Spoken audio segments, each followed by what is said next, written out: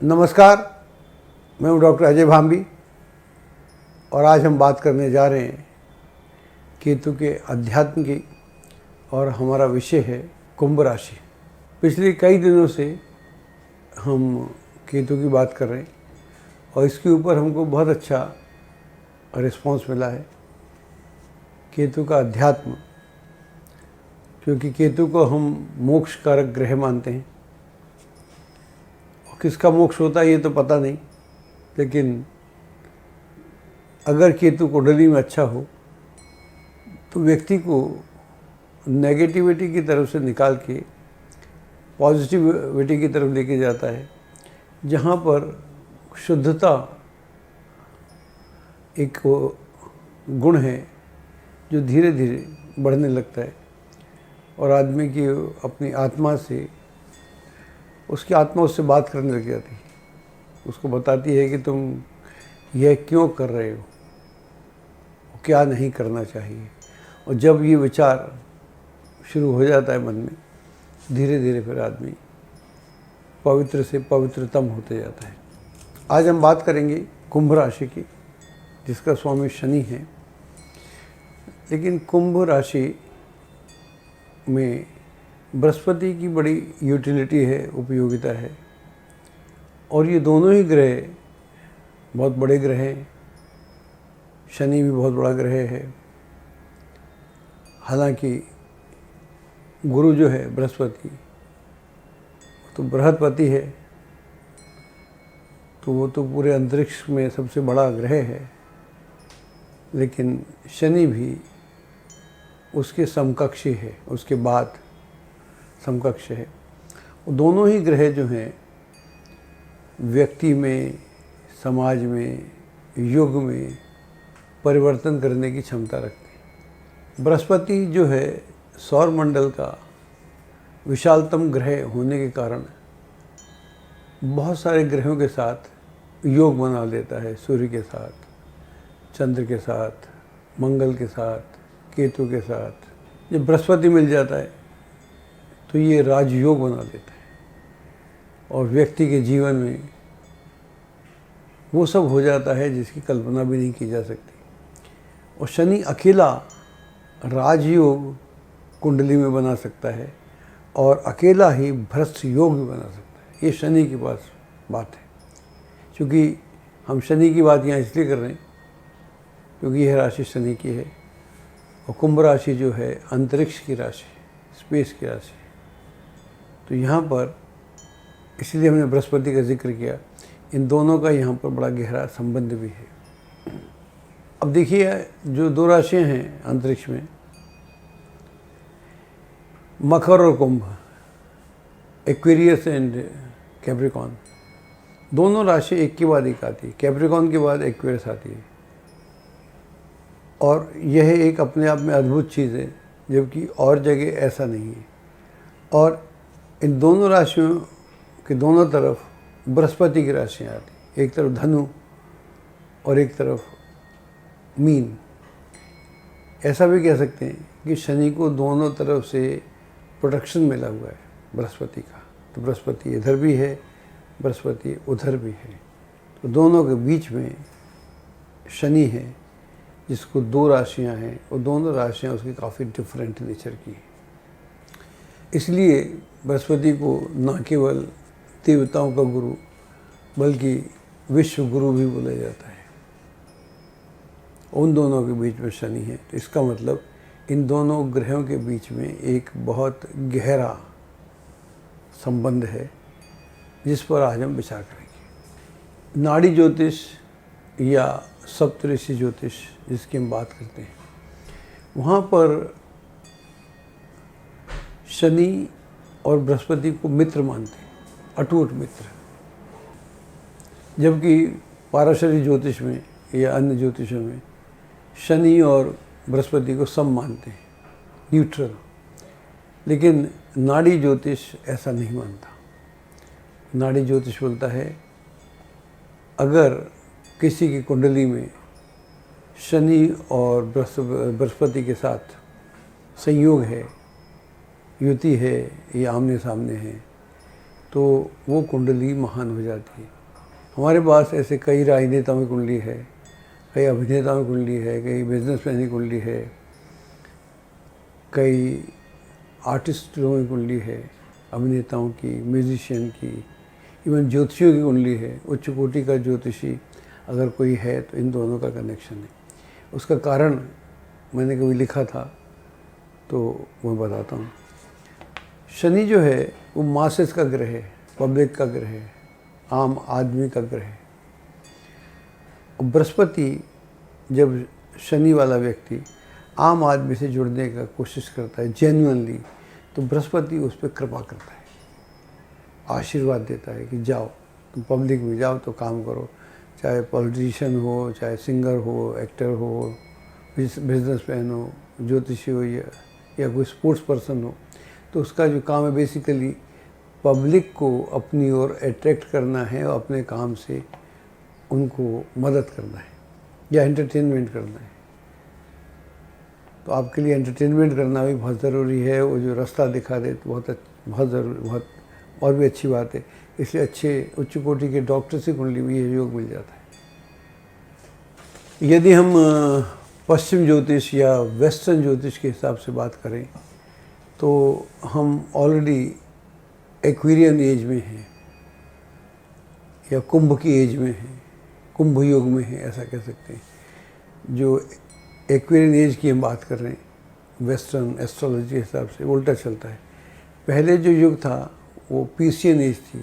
तो अगर पिछले 2000 साल का आप देखें तो जो भी हमारा ट्रांसपोर्टेशन हुआ है या हम एक जगह से दूसरी जगह गए हैं तो हम समुद्र के मार्ग के ऊपर गए हैं। अब चीज़ें आने शुरू हुए जब से हवाई जहाज जो रोड बने हैं। उससे पहले यात्राओं का माध्यम समुद्र था, और समुद्र था या पृथ्वी थी। तो उन दोनों एरियो से ही जो भी आताताई आते थे युद्ध करने या व्यापार करने, उसी तरीके से आते थे। उसके बाद 1980 से पहले हम एक स्टैटिक युग में थे जहाँ गति बहुत धीरे धीरे होती है। 1980 के बाद हम डायनामिक एज में आ गए। वहाँ पर कंप्यूटर युग की शुरुआत होती है।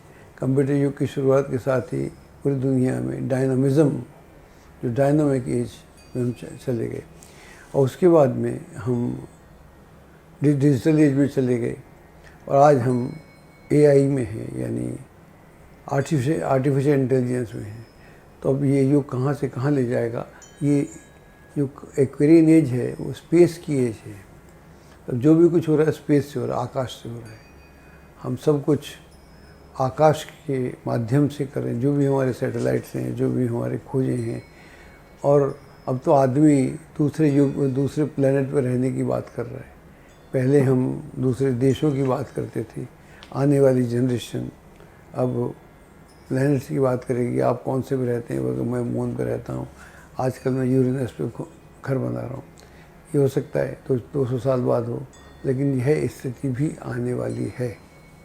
That is what it is called aquarian age. और एक एज की उम्र 2000 साल होती है। जैसे जैसे हम एक्वेरियन एज में एंटर करेंगे, इसका मतलब हम स्पेस की एज में एंटर करेंगे। I think aquarian age is going to be explosively spiritual age. So explosion of spiritual age will also be there with the advancement of aquarian age. ये हमारी भविष्यवाणी भी है कि हम जितने स्पेस में जाएंगे उतने ही हम स्पिरिचुअल होते जाएंगे। जैसा कि हम बोलते आ रहे हैं, मूलतः केतु जो है वो आध्यात्मिक ग्रह है, और जो एक्वेरियन एज जो है या एक्वेरियन साइन जो है, इसी से एक्वेरियन एज का संबंध भी है। ये स्पेस का साइन है, आकाश का साइन है। और हमारी बचपन से जो कल्पना है, हम आकाश में आज भी देखते हैं, शायद वहाँ सुख एनर्जी होगी, वहाँ कोई प्रभु होगा जो हमको मुक्ति करेगा। आदमी अगर प्रार्थना भी करता है, हाथ भी उसके ऊपर को उठते हैं, उसका चेहरा भी ऊपर को उठता है कि ऊपर आकाश। तो आकाश जहाँ पर अनंत संभावनाएं हैं, ग्रह नक्षत्रों का पूरा वहाँ पर माया है उनकी, और उस एज में जब हम जाते हैं तो वहाँ पर हमको एक नए तरीके की आकाश से जो आपको एनर्जी मिलती है, वो आपको एनर्जी किसी बंद कमरे में नहीं मिलती, वो ना ही किसी 5 स्टार होटल में मिलती है। केतु जो है, केतु से जो हमारा संबंध है, ये आपको आपके पूर्व जन्मों के अच्छे बुरे कर्मों का फल देता है। अच्छे किए तो कोई गम ही नहीं, बुरे किए तो भुगतना पड़ेगा। और आप ये नहीं कह सकते कि मैंने गलती से कर दिया, बाय मिस्टेक। यहाँ मिस्टेक नहीं होती।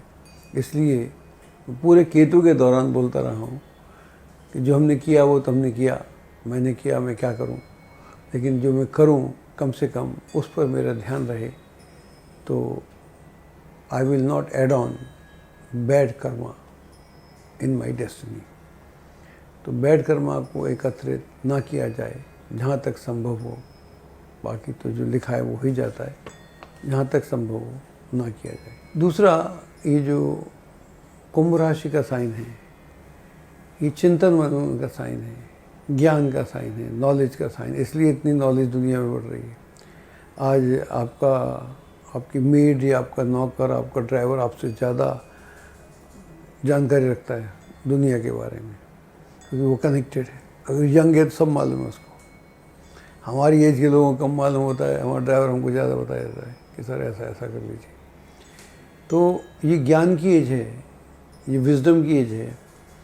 और जब आदमी ज्ञान मनन करता है, और कुंभ का जो साइन है वो घड़ा है जो छलक रहा है, तो छलकेगा क्या? जब पानी ज़्यादा होगा तब छलकेगा, ज्ञान ज़्यादा होगा तब छलकेगा। तो अपने पास ज्ञान रखने का मतलब क्या? अगर आपने कुछ चीज़ अचीव की है, जो भी अचीव करता है, अचीवर जो भी होता है, आसानी से नहीं होता, उसको मुश्किल होती है। और ये उसकी जिम्मेदारी है, उसकी ड्यूटी है कि और लोगों को उतनी मुश्किल ना हो, इसलिए कहना पड़ता है। मैं भी अगर कहता हूँ तो इसी कारण से कहता हूँ। घड़ा इसलिए प्रतीक है इसका। घड़ा भर जाए तो उसको छलकना चाहिए। और जब आपके पास कुछ कहने को हो, सुनने को हो, लोग सुनने को तैयार हों और आप कह सकें, तो कह के जाना चाहिए और रीते होके जाना चाहिए। मैं कहीं पढ़ रहा था कि कोई आदमी दुबई गया और दुबई की कब्रिस्तान में गया। तो कब्रिस्तान में वो रहा उस समय।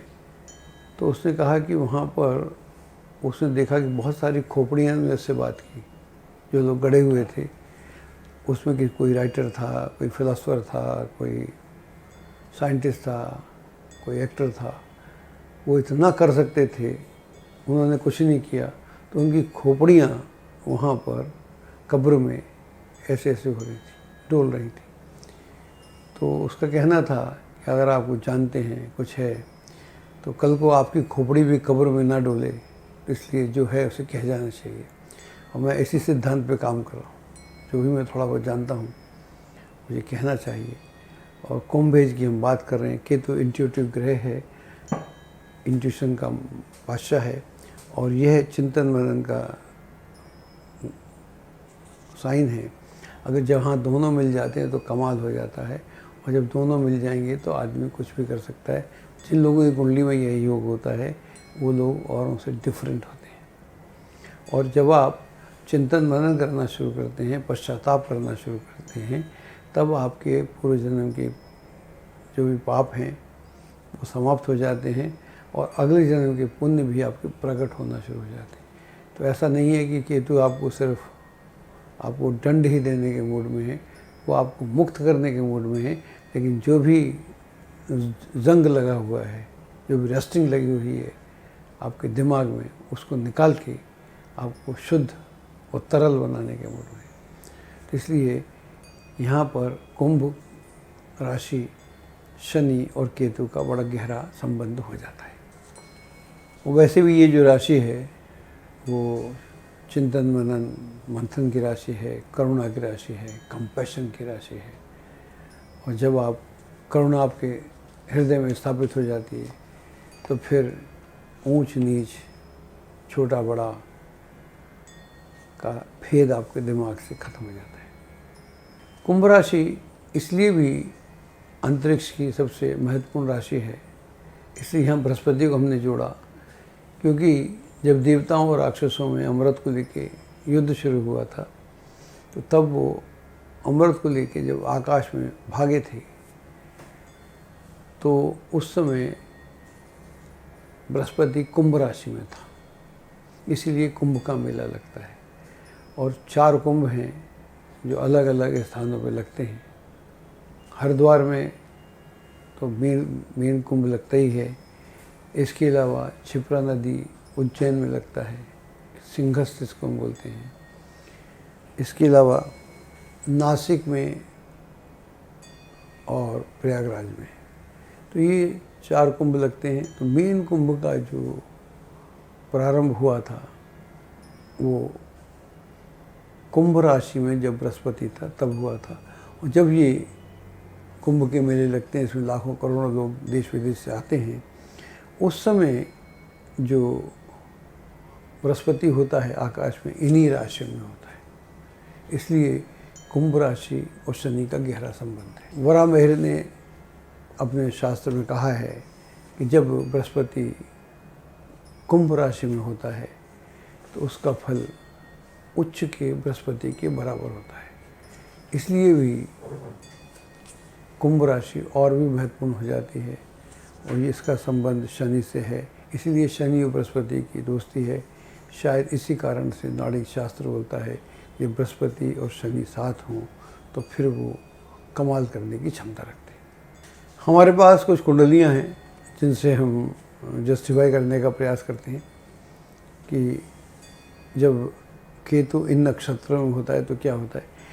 पहली हमारे पास कुंडली है जॉय बाइडेन की,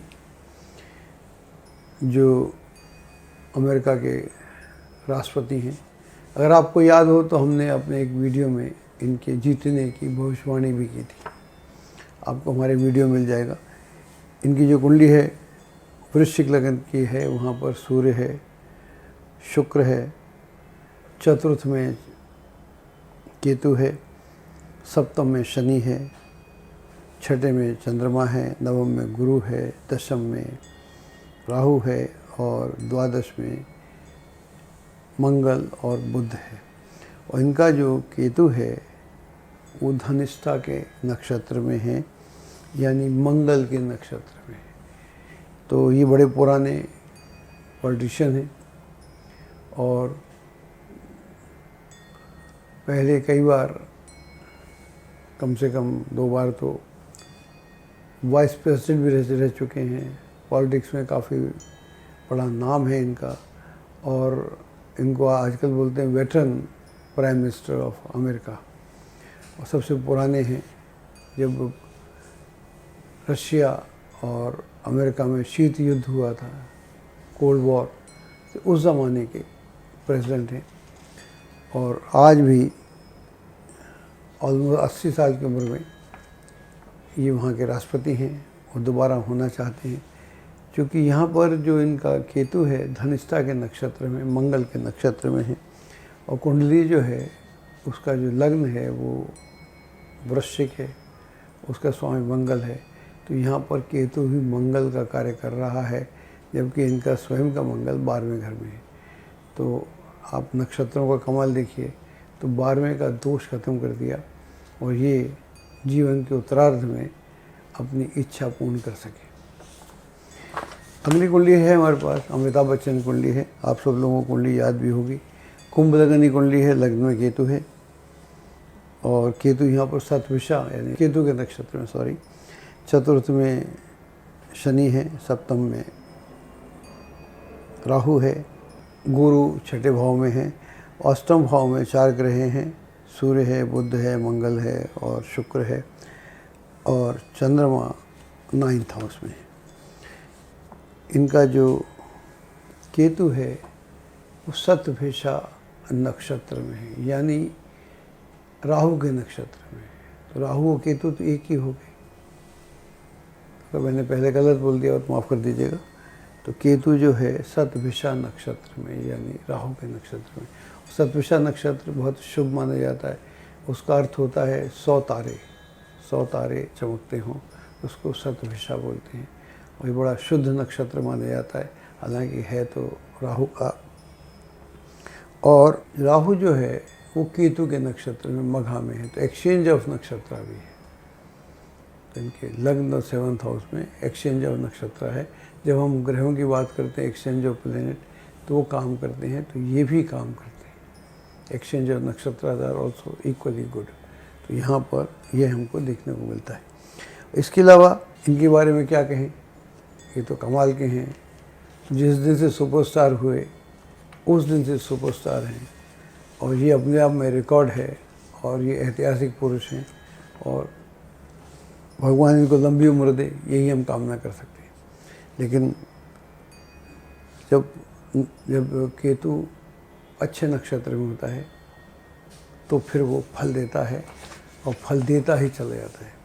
एक और कुंडली हमारे पास में कैप्टन अमरिंदर सिंह की, ये पंजाब के मुख्यमंत्री रहे हैं 2 बार, और इनका जो केतु है, इनका लग्न बता देता हूँ। धन लग्न के आदमी हैं, चंद्रमा लग्न में है, द्वितीय में बुध है और शुक्र है, तृतीय में सूर्य है, केतु है, छठे घर में शनि है, मंगल है, गुरु है, और नवम भाव में राहु है। और यहाँ पर जो केतु है इनका वो है पूर्वा भाद्रपदा में, यानी गुरु के नक्षत्र में है, और गुरु की कुंडली है, धन लग्न की कुंडली है। तो ये राज परिवार से आए और 2 बार प्रदेश के मुख्यमंत्री बने, ये अपने आप में बड़ी बात है। तो ये जो यहाँ पर मीन राशि में जब केतु आ जाता है तो ये और पवित्र हो जाता है, क्योंकि ये गुरु की राशि है। तो यहाँ पर ये मीन में तो नहीं है केतु, लेकिन गुरु के नक्षत्र में, तो मीन जैसे फल देता है, गुरु जैसा फल देता है। तो राज परिवार से आते हैं, जैसा मैंने बोला, और आजकल शायद बीजेपी में वो ये जाने, लेकिन नक्षत्रों के कैसे फल मिलते हैं इसकी हम बात करते हैं। आगे भी अगली राशि की बात करते रहेंगे। तब तक के लिए नमस्कार। एस्ट्रोलॉजी की सटीक जानकारी के लिए विश्वविख्यात एस्ट्रोलॉजर अजय भांबी के YouTube चैनल ABC चैनल को सब्सक्राइब, लाइक और शेयर करें। लेटेस्ट अपडेट के लिए बेल के बटन पर जरूर क्लिक करें।